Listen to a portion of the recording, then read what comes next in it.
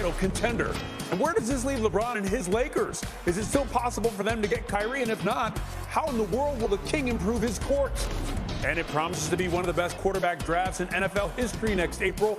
But why doesn't our draft expert have Bryce or CJ in his top 4 overall? We'll answer that and a lot more as we get up with you on this huge Tuesday morning. I'm Ryan Smith in for Greeny.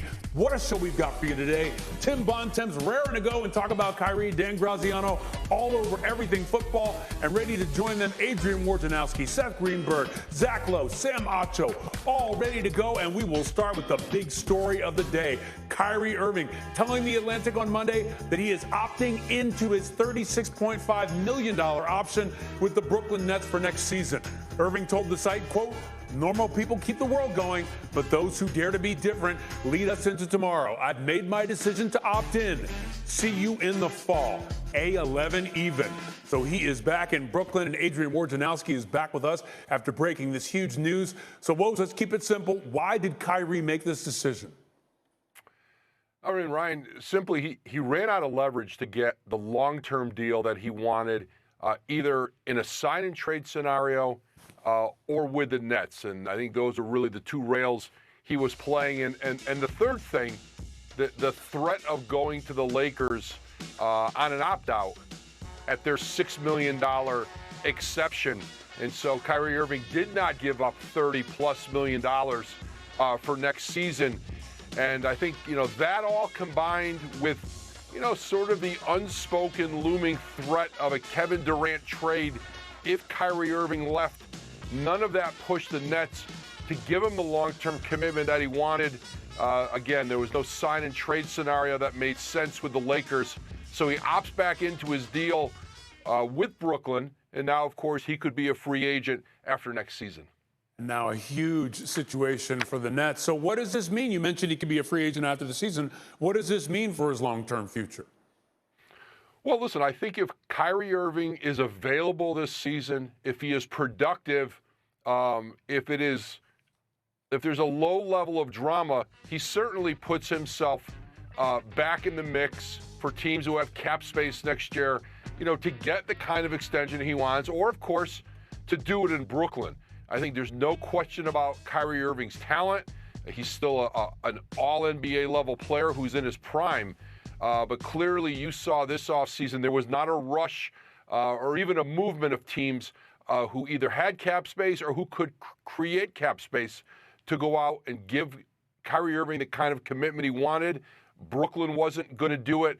And so I think this is a year where Kyrie Irving can rebuild perhaps his value around the league and the belief that he could be counted on. And I think more than anything, he's got to show that to teams around the league, and he's got to show that to the Nets.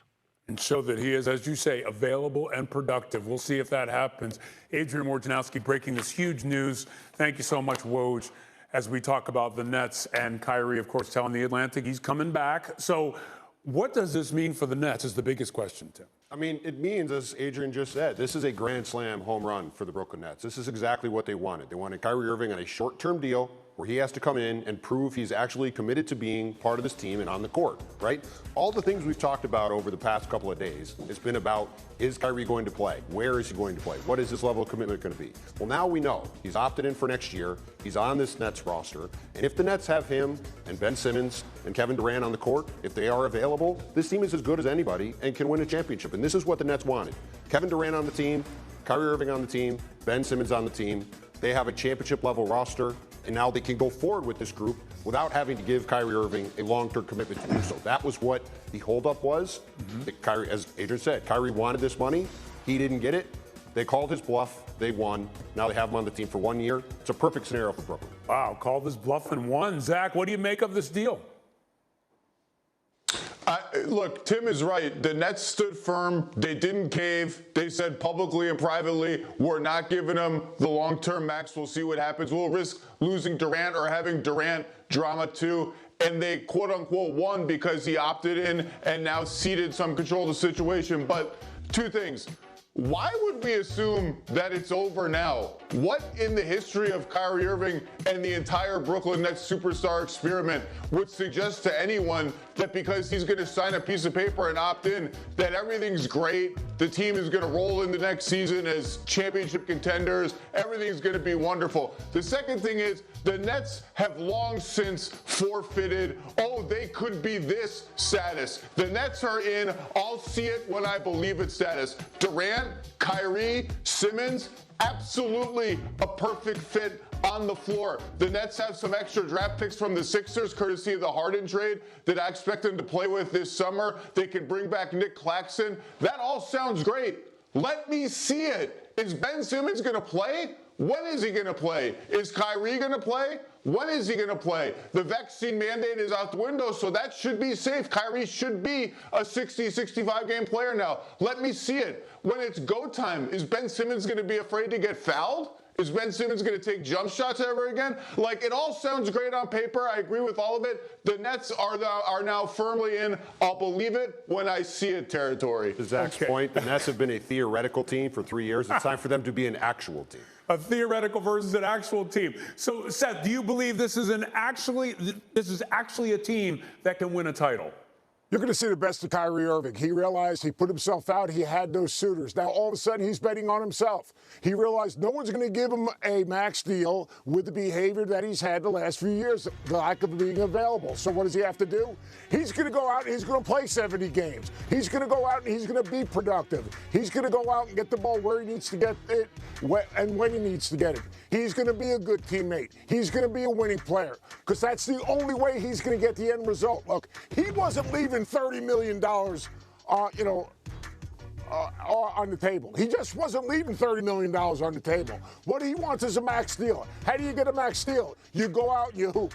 You go out and you're a winning player. You go out and you're a good teammate. You go out and you're productive. You go out and you show people that, you know what, I'm worth investing in. And then once he gets the max deal, who knows what's going to happen. But one thing I do know that's going to happen this year, you're going to see the best of Kyrie Irving. There you go. And you mentioned, and Tim and I are looking at each other. Once he gets the max deal, who knows what's going to happen? I wonder if this is part of the calculus, Tim. They've got him for this year, but what does that mean long term? Well, what it means is that we're talking about this year, right? As Zach said, with Kyrie Irving, you can't go past the immediate, right? You can't go past today. And yeah, sure, he could come back in the fall and decide he doesn't want to be there, and this could be a mess. But for the Nets, you have to look at it as this is what we wanted. We wanted him on a one-year deal, a short-term commitment of some kind. We got that. Now we're going to go into this season. We're going to try to win a championship with a team that is capable of winning a championship. We forget that all the time because of all the noise around this team and, frankly, the fact that they have not been on the court together. But this team is a championship-level roster. And this was the best chance for Kyrie Irving to win. This was the best chance for Kyrie Irving to get paid, to come back, to play this year for the Nets. If he does anything close to what Seth said before, he's going to be in good shape next summer. This is about being time for these guys to produce on the court consistently. And if they do, the Nets are going to be in very good shape. And that's the key, production availability. Go ahead, Seth. Yeah, I think the big thing is, Ben, now that you got Kyrie Irving obviously in line, now what you got to do is you got to get Ben Simmons. Well, how do you get Ben Simmons? I think Kevin Durant and Kyrie Irving got to put their arms around him. If you're going to have a championship team, your three best players, your three superstars have to be on the same page. You can't have Kyrie in one direction, KD in one direction, and Ben Simmons in one direction. Those two guys, those two veteran net players have to go and basically, if Ben Simmons is healthy, embrace him and bring him into the loop. Because any championship team, if your best players, if your superstars are not on the same page, I don't care how talented you are individually, collectively, you will not play at a championship caliber level. So, to me, I think the next step is KD basically, in a way, by not participating in the Kyrie conversation, got him back. Now those guys have got to put their arms around